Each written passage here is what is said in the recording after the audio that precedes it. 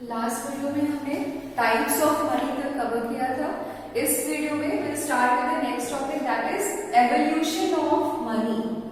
Evolution का मतलब होता है किसी भी चीज में जो टाइम के साथ प्रोग्रेसिव चेंजेस आते हैं that we call as evolution. So evolution of money में हमें क्या देखना है, जैसे जैसे ह्यूमन सिविलाइजेशन डेवलप हुआ, जैसे जैसे हमारी इकोनॉमी बढ़ती गई तो हमारे पास एक्सचेंज के मल्टीपल ऑप्शंस आने लगे। उन मल्टीपल ऑप्शंस को फिट इन करने वाले अलग अलग टाइप्स ऑफ मनी को हम यूज करना शुरू किए।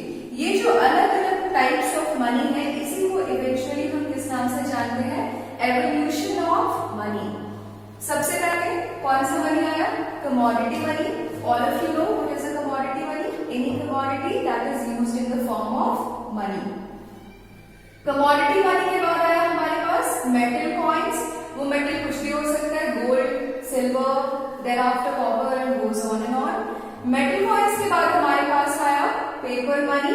पेपर मनी का हमारे पास दो वेरिएंट है, एक है हमारे पास currency notes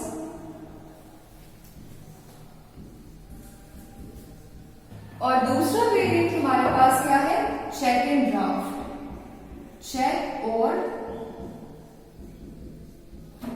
draft. Now all of you know what is a currency note, the note that is issued by the government, and what is check or draft. Check or draft are instrument which are used to exchange money or withdraw money from bank. Check is used in terms of public and the bank. Draft is used in terms of banks and the banks. Now currency note जब हमारे पास था, one of the example of paper money, तो हम फिर check या draft पे क्यों आए।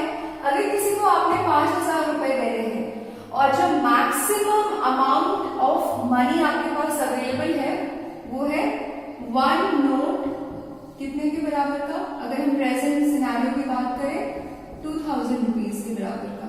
तो अगर आपको किसी को मान लीजिए 5000 देना है तो आपको 2,000 के दो नोट प्लस 500 के दो नोट देने पड़ेंगे।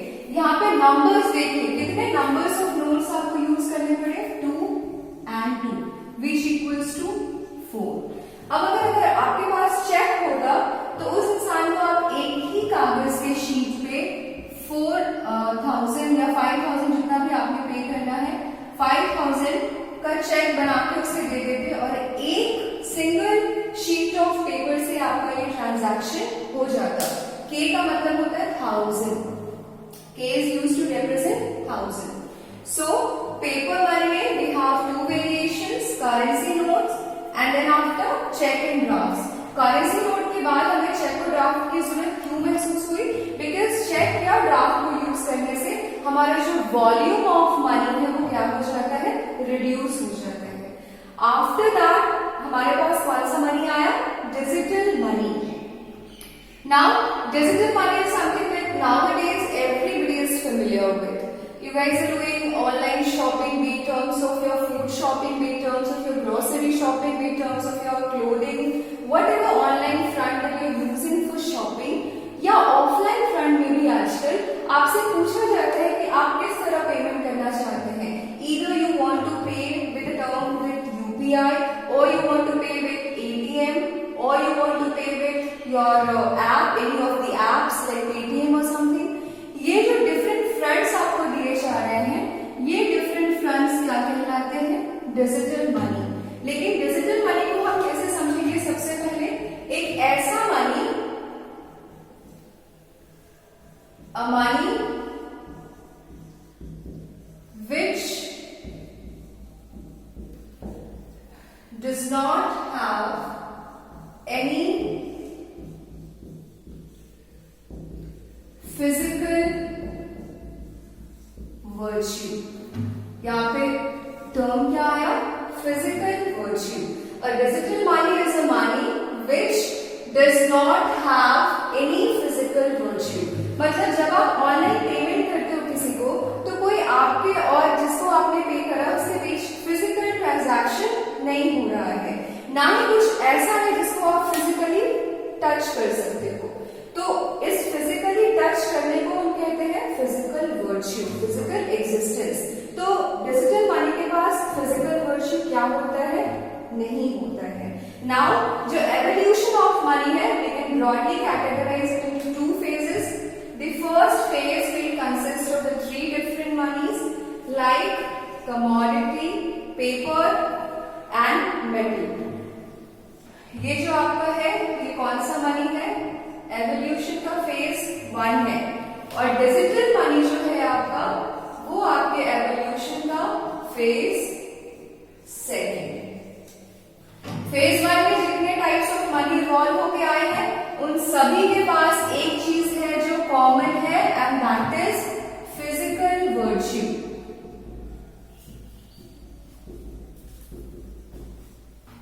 और डिजिटल मनी जो आपके पास आया है उसके पास नो फिजिकल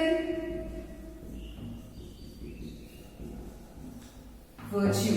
कमोडिटी मनी को आप फिजिकली टच कर सकते हो, मेटल कॉइन्स को you can physically touch, paper money be it a currency note, be it cheque और draft, you can physically touch it, but digital money you can not touch it. Now depending upon the order of the evolution that we have right now, we are in 2020। तो आज के time में जो सबसे ज्यादा prevalent या सबसे ज्यादा प्रेफर किया जाने वाला ऑप्शन है मनी का, वो कौन सा मनी हो गया है हमारा? Digital money. सबसे कॉमन कौन सा है? Paper money. दो चीजें आपने ध्यान में रखनी है, मोस्ट कॉमन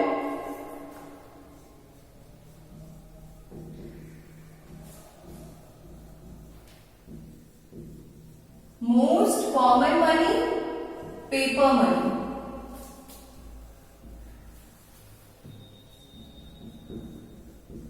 मोस्ट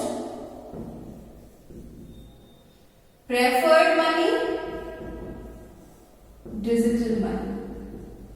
और जब मैं आपको कह रही हूं कि ये मोस्ट कॉमन है तो you all are aware of the fact कि पेपर मनी एक ऐसा मनी का टाइप है जो सबके पास होता है। क्यों? There is a reason behind that. When I say that paper money is the most common form of money or is the most common money, there is one reason that every individual is having one or the other paper money, because paper money का जो एक type है which is currency note, ये कौन सा money कहलाता है?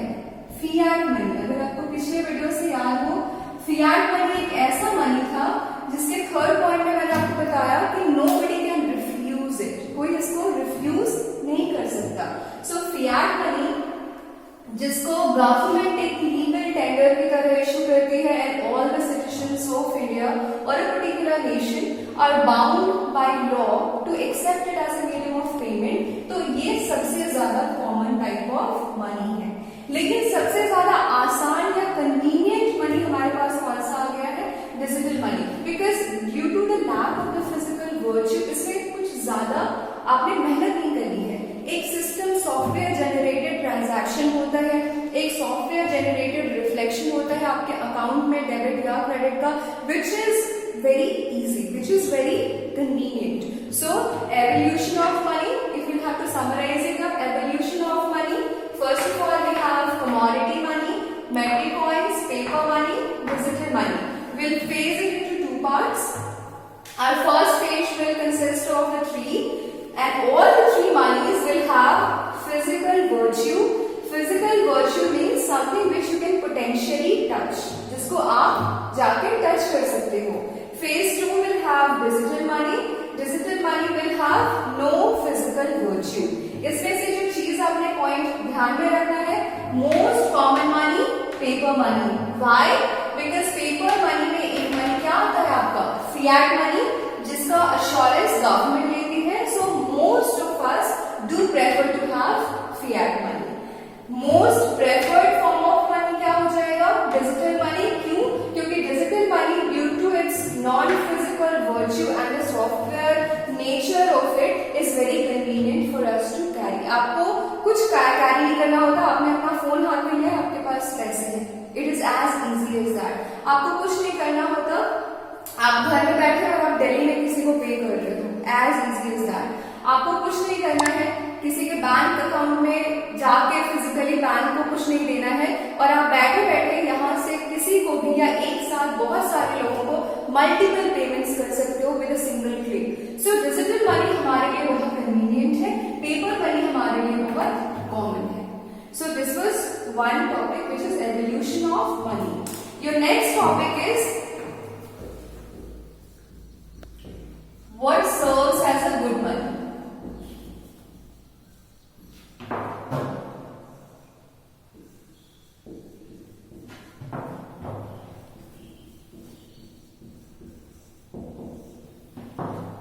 यहाँ पे जो हमारा फंडामेंटल वर्ड है जिसपे हमें फोकस करना है दैट इज गुड मनी. देखिए मनी फंडामेंटली क्या है? मीडियम है. Will break it down like this. Money is more or less is a medium.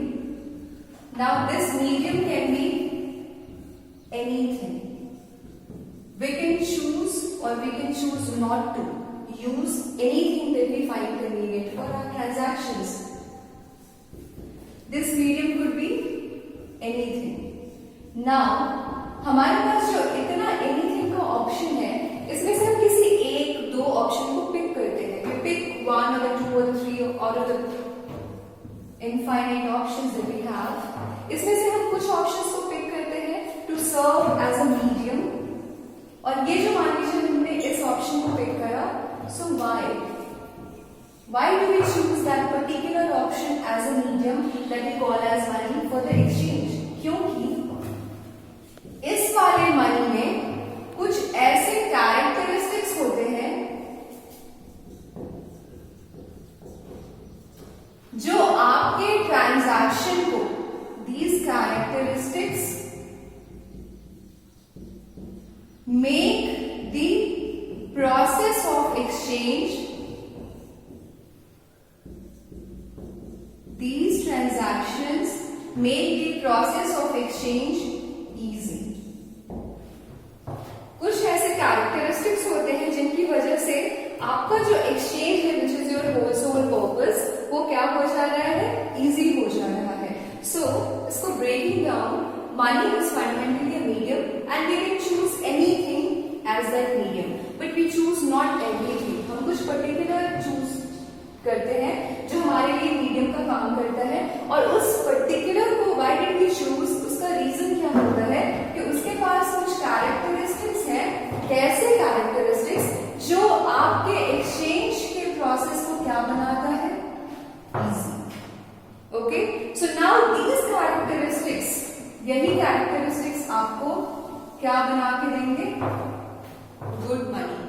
Jin characteristics को अभी हम डिस्कस करने वाले हैं वो कैरेक्टरिस्टिक्स जिस मनी में पाया जाएगा उस मनी को what we call as a good money. जो पहला कैरेक्टरिस्टिक्स है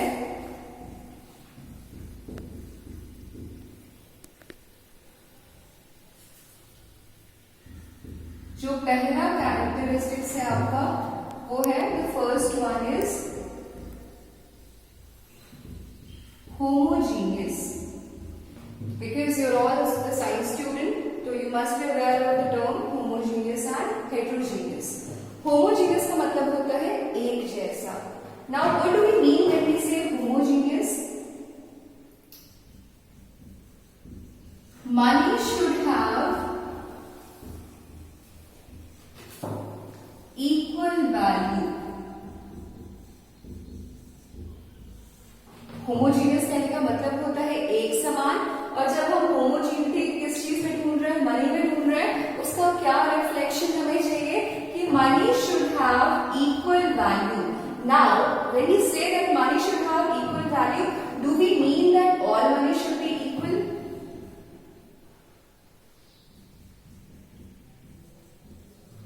all money should not be equal, but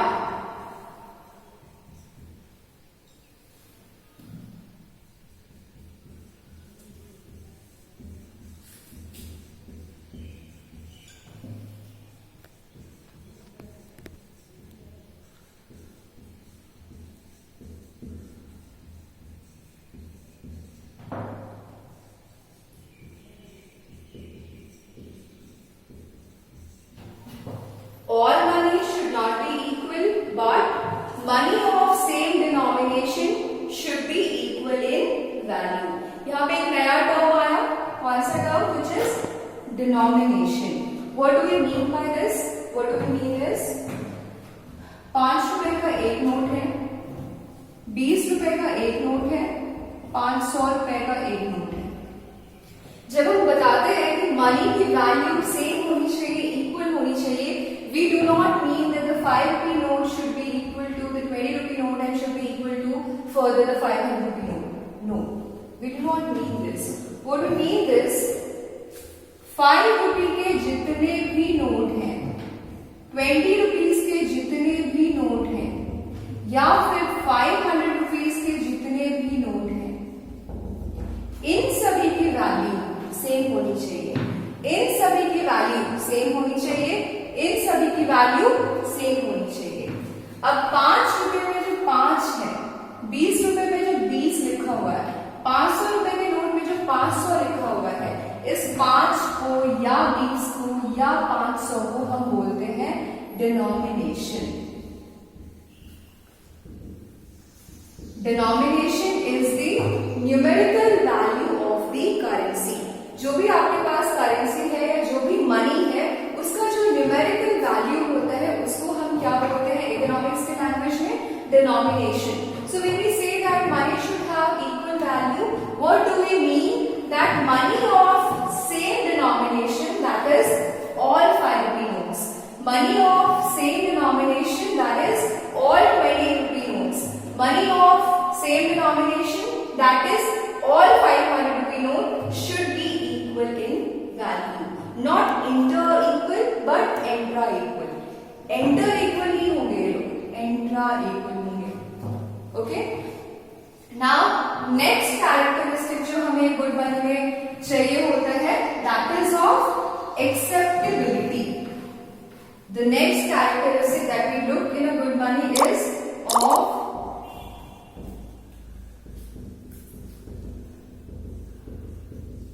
acceptability. Acceptability कहने का मतलब क्या होता है? Maximum people plus maximum places, इन दोनों के कॉम्बिनेशन से जब maximum people at maximum places accept a money to use in terms of a medium for the exchange that they are doing, this provides you with the characteristic that we call as acceptability. Maximum people plus maximum places provides you high acceptability. यहाँ पे ध्यान दीजिएगा, high acceptability, सबसे पहले acceptability. Acceptability में हम किस तरह की एक्सेप्टेबिलिटी की बात कर रहे हैं? Are we talking about the normal acceptability? No, we talking about the high acceptability. How will get the combination of high acceptability? The combination of maximum people plus maximum places is going to provide you with the characteristic that we call as high acceptability. Let me put this in terms of an example. Supposedly, if you take your state Jharkhand, Jharkhand has a particular population XYZ. All the people of Jharkhand are accepting gold as a medium for exchange. So, what is acting as a money here? Gold. What amount of people are using or accepting gold as a medium? All the people of Jharkhand.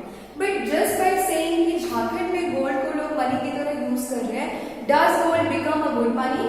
Not necessarily. क्यों ऐसा नहीं है? क्योंकि झारखंड के अलावा India में there are more 27 states. So if gold is only acceptable in India, like in Jharkhand, one of the state of India, but not in the rest of the states, it does not make it a good money. How will be gold a good money? How will gold be a good money? If not just only in Jharkhand, but also in all the states of India, all the population of India accept it as a medium of exchange. So उसमें दो combination होना चाहिए, maximum people, maximum places. Next characteristic जो आपने देखा है वो होता है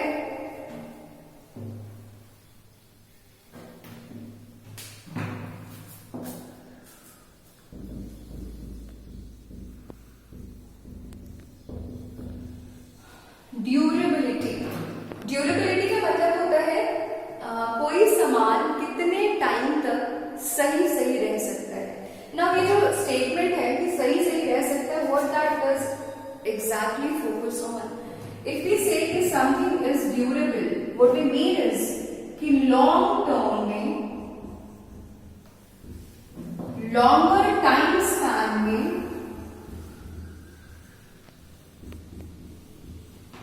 इसकी जो वैल्यू है वो क्या रह रही है, इंटैक्ट। यहां पे देखिए वर्ड आया है इंटैक्ट। इंटैक्ट का मतलब होता है जिस चीज को आपने जैसे रखा वो वैसे का वैसे ही हो, उसमें कोई डेफिनेशन, कोई लॉस, कोई खराबी ना आए। So the third characteristic of money is durability. Durability में हम देखते हैं कि लॉन्ग टर्म में, लंबे समय के अवधि में, लंबे काल के लिए, लंबे समय के लिए कोई भी चीज की वैल्यू जो है वो बिल्कुल उतनी ही रहती है या नहीं जितनी की शुरुआत में थी कि नहीं। जैसे कि अगर आप एग्जांपल लेते हो, अगर वेजिटेबल्स हैं तो वेजिटेबल्स जो आज आपको मान लीजिए 50 रुपीज केजी मिल रहे हैं, वो अगर 5 दिन बाद आपके घर में खराब हो जाते हैं, they get rotten, there is no value, उनकी वैल्यू क्या होगी, 0। लेकिन एक 10 रुपए का नोट जो आज आपके पास है उसकी आज की वैल्यू भी 10 है, और अगर आपने उसे 1 साल बाद अपने अलमीरा से बाहर निकाला, अपने वॉलेट से बाहर किया, उसकी उस वक्त भी वैल्यू कितनी रहेगी, 10 रुपए। So long term, longer time span, value कैसा रहेगा, इंटैक्ट। इंटैक्ट कहने का मतलब क्या है, किसी चीज में किसी भी तरह की कमी का नहीं होना। And last characteristic of a good money is divisible।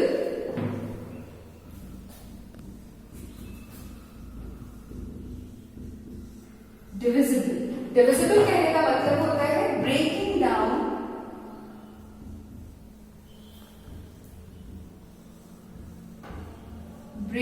Down, into smaller units. Breaking down into smaller units. अब एक मनी में आपको क्या चाहिए, डिविजिबिलिटी चाहिए, ताकि आप उसको क्या कर सको, अपने जरूरत के हिसाब से डिफरेंट प्लेटफॉर्म्स पे, डिफरेंट टाइम में उसको स्मॉलर यूनिट में ब्रेक करके मल्टीपल एक्सचेंज का फंक्शन आप कर सको।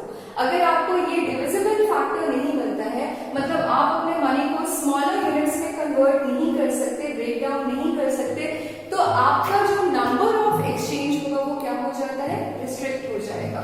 नाउ डिविजिबल की जब हम बात करते हैं, we can have two possibilities.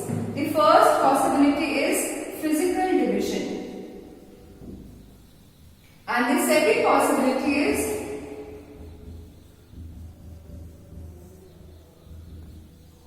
non-physical. Physical and non-physical. Physical में क्या होता है, सपोजेटली 5 ग्राम गोल्ड है, यू हैव 5 ग्राम गोल्ड, इसका आपने कॉइन बनाया या फिर आपने इसको मेल्ट करके रिंग बना दिया।